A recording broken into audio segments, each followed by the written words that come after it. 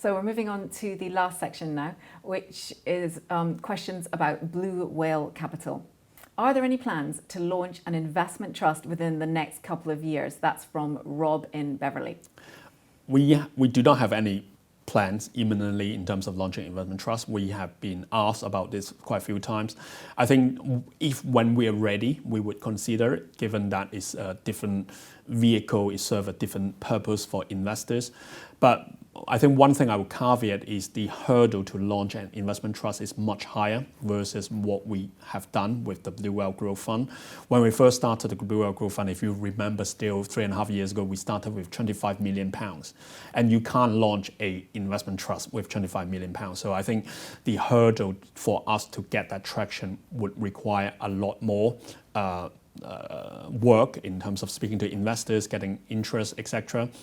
But then I think there's an argument to be made that investment trust could be interesting for investors or even for us, is that we would have permanent capital in the trust, which means that we might be able to consider smaller companies. But for the Blue Whale Growth Fund is a daily NAV fund, open-ended, so people can come in and out every day. So we would remain in the large to mega cap area, which would not change. But in time, if we want to consider smaller company, maybe investment trust is the answer. Thank you, Stephen. It's often said that investors should look for managers that have skin in the game. Is this the case for you? That's from Philip in Edinburgh, my hometown. So about 4 years ago in 2016, the business Blue Whale Capital was set up then between Peter Hargreaves and myself. And we decided to take a long-term view in the business, and then we funded the business that day. So Peter and myself, we have skin in the company in itself. And at the same time, Peter also seeded the fund with £25 million of his own money, investing into the Blue Whale Growth Fund alongside our investors. And that is a lot of skin in the game as well. So for me personally, that all my liquid wealth would have been invested in the fund, not any other funds. And at the same time that I would only get paid if Blue Whale does well. If Blue Whale doesn't do well, then I don't get paid. So I think there's a lot more skin in the game than some other managers. Absolutely. Which fund managers do you admire? Which funds do you compare yourself against? And how do you differentiate yourself? That's from Gavin in London. So I've said this quite a few times. I have a lot of respect for managers that run a high conviction portfolio. And if you look at my sector, which is the IA Global sector, there are 300 funds. But there's only a handful of funds that run a high conviction mandate. And I already outlined earlier that it takes a lot of commitment, a lot of work to run 30 stocks in your portfolio. And you need to be quite confident in terms of the work that you go behind the scene. So if you ask me to name two, obviously it's people that I look up to in terms of their success since they started would be Fundsmith, Terry Smith, and Nick Train at Lindsay Train. I think they have done a lot of good to investor in terms of the performance. At the same time, I think it shows that it can be done. It can be done in terms of performance. If you believe what you believe in, then you would be able to translate that into performance for investors.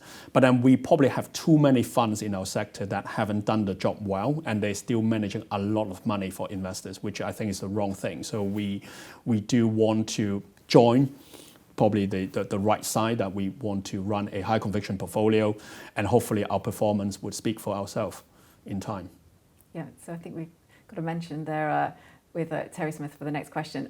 What do you see as the key differences between your fund and Terry Smith's Global Equity Fund? That is from Stephen in St Albans.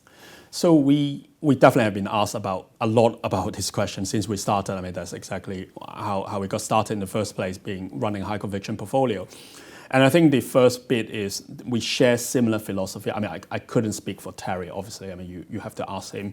So we on a high level, from what I can see, is we share similar investment philosophy in investing into high quality businesses at an attractive price. But then I think if you look at the implementation, interpretation, understanding of the philosophy, is quite different. I mean, just look at our portfolio, look at our top 10 holdings versus Fundsmith top 10 holdings. I think we probably just overlap on PayPal or might be Microsoft, and there's a lot other names that we have or he has that we don't have. So the interpretation and the implementation is very different. And then secondly, I don't know whether it's a good thing or not. I mean, we have just started. We are only 3.5 years in.